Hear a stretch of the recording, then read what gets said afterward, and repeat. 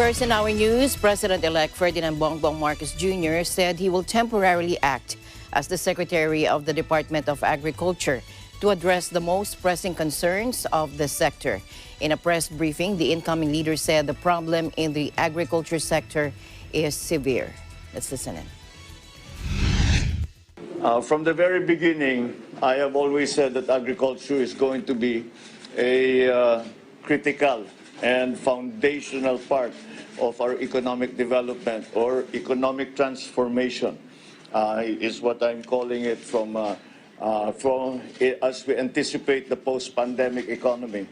And as we slowly pull out of the post-pandemic economy, hopefully that will be soon. Furthermore, it is going to be in response to the events in Ukraine, which have affected the Philippines' agriculture and including the food supply in a very serious way. We spoke at length about the measures that we will have to take because we are forecasting that there will be a shortage or there will be an increase in food prices in the next quarters that will come, simply because of the outside forces that have been impacting upon food supply, upon supply of feeds. We have been able in the Philippines in the last few weeks to adjust to the new situation in terms of the importations from the Ukraine and from Russia. But these emergency measures that we have taken will not be sufficient for the long run. And that's why we have to plan in a more thorough fashion than just responding. I have asked the DTI, NEDA, and of course the Department of Finance, the DBM. I have asked them all to start to make forecasts, economic forecasts on what it is we think we will have to face for the rest of this year, so that we can prepare and so that we can, despite the fact that there will be some emergency situations, hopefully not, but possibly some emergency situations, especially when it comes to food supply. We have tried to continue the fundamental development when it comes to the economy.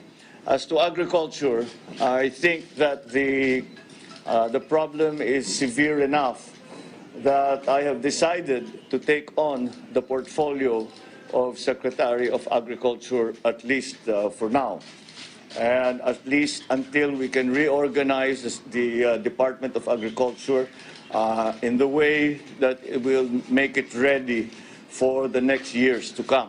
Marami tayong mga kailangang palitan, marami tayong mga medyo naging mga iba't ibang opisina na hindi na masyadong nagagamit o kailangan nang i-retool. Many of the agencies have changed their function over the years, and maybe it's time to return them. I talk about the places, organizations like the NFA, the FTI, the Kadiwa, which we have already started to see, especially at the local level. But we have to restructure the actual department so as to be more responsive to the global situation now when it comes to food supply. Para sa post-pandemic, dahil nga iba na yung ating ginagawa ngayon, bumabalik tayo or going back to basics. Ilang beses nyo na sa aking narinig ito, back to basics.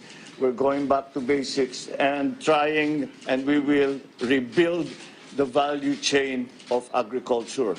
And that is why I thought it's important that the President take that portfolio so that not only to make it clear to everyone what a high priority we put on the agricultural sector, but also as a practical matter so that things move quickly because the events of the global economy are moving very quickly. We have to be able to be agile. We have to be able to respond properly in a measured way as soon